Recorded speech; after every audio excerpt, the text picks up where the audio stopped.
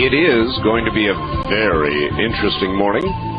Coming up sometime this hour, not yet, maybe shortly, the mysterious Victor, the Area 51 employee, Victor, who claims he smuggled a video out of Area 51 of an interrogation, of a questioning of an actual alien.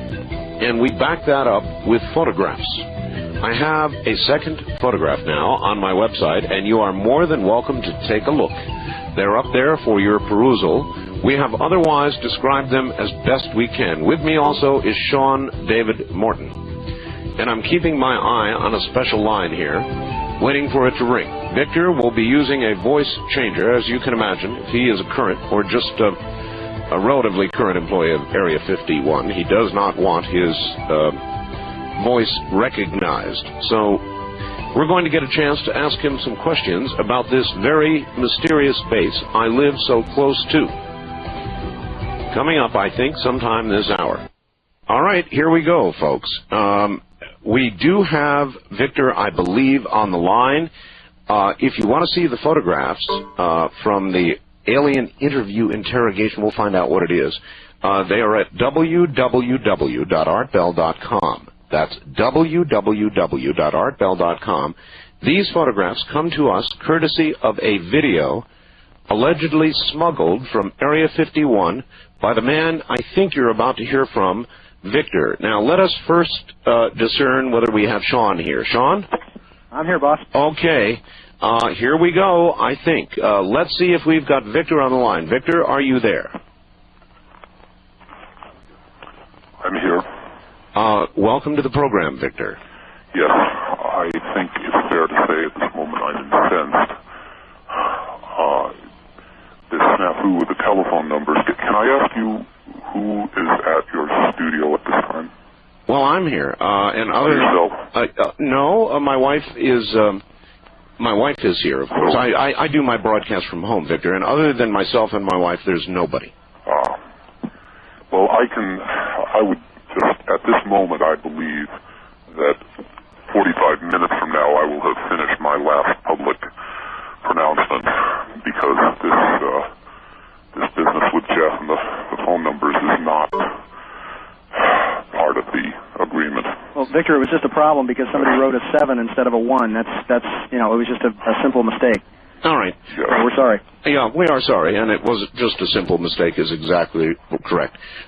Victor... who is that second voice? I'm sorry, this is Sean Morton.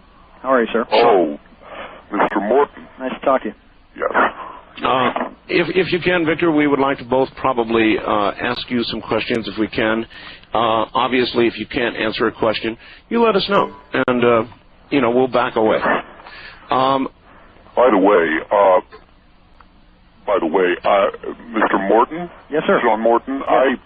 I have come into possession of your Delphi Associate newsletter dated yes. April 11th, yes. 1997, and I have to say this is how misinformation proliferates. I don't know where you got your information about what I have stated to the rocket people, but there are a number of statements here that are incorrect. Okay, well maybe we should start there, because I tried to check everything with Jeff. All I had was Mr. Broadstreet. He has successfully prevented me from prescribing myself a double Bushmills for nerves. I frankly, well, let's leave that for the moment. All right.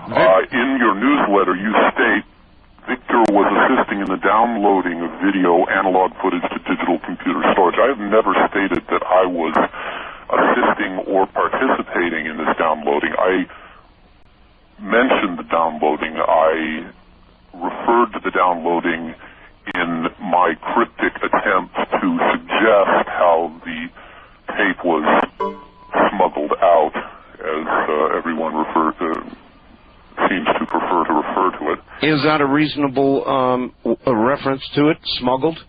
Well, not in the sense of, later in the same newsletter, Mr. Morton says that let me see if I can find it here. Where is it? Victor? Oh, yes, and an opportunity came where he was left unwatched and unsupervised for a scant few moments, which allowed him to make a quick VHS copy of footage he was viewing, and somehow managed to smuggle it off the base in a bag with some other equipment. Now, I've never made a statement like this. It's a charming scene for a science fiction movie, but frankly, a VHS tape has never come onto or been taken off of the S4. All right, Victor, this is Art Bell. Listen, let's not concentrate on what he's got wrong. Let's concentrate on what really did happen. All right. Okay? So, first of all, how did you get this tape? Can you say that? I cannot say specifically how I came into possession of this tape. I stated in the interview with the Rocket people, which, by the way, was in September of last year. I was under the impression that I would be through with my contractual obligations to them by Christmas. But that's neither here nor there. I came into possession of this tape thanks to a confluence of circumstances which I can relate now. I was not able to relate it in September, but circumstances have changed, which we may get to. The linchpin of the possibility that was afforded to me to bring out this particular piece of information is that Area 51 is now defunct as an operating location for the government's alien program. Right. And this process has been ongoing since 1991. All right, can we ask you straight out, did you bring that tape out of Area 51 personally, or did you acquire it after it had been removed by somebody else? I was the active agent in removing the data that appears on that tape from S4.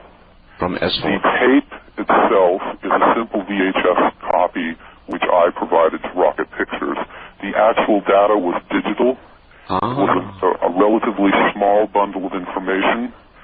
It did not require anything so conspicuous as a VHS tape to be brought out, and I will not say at this time whether it was brought out in a discrete unit or whether it was smuggled out in some other... All right, but in a digital form like an AVI file or something like that you then converted to analog to VHS? Something like that, yes. Okay, that makes sense. Do you know what DNI stands for? Department of Naval Intelligence. Okay, that settles that one. Were you an employee, or are you now an employee of Area 51?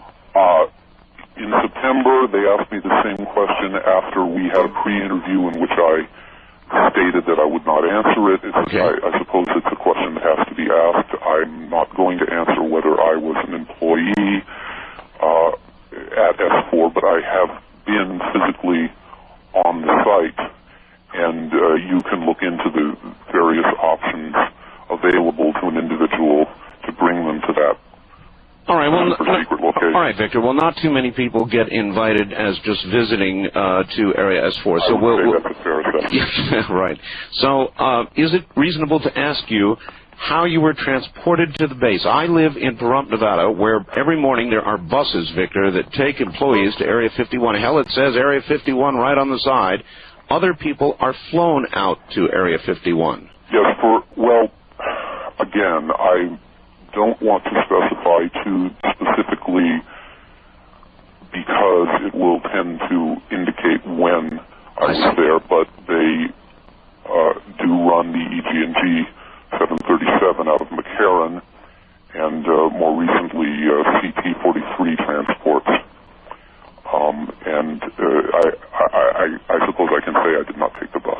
Okay. Okay, good. Then you flew. So next question is, how long had that alien, do you know, been on the base before they filmed that segment of which you have a portion? Approximately 20 months. It was brought in late 1989, and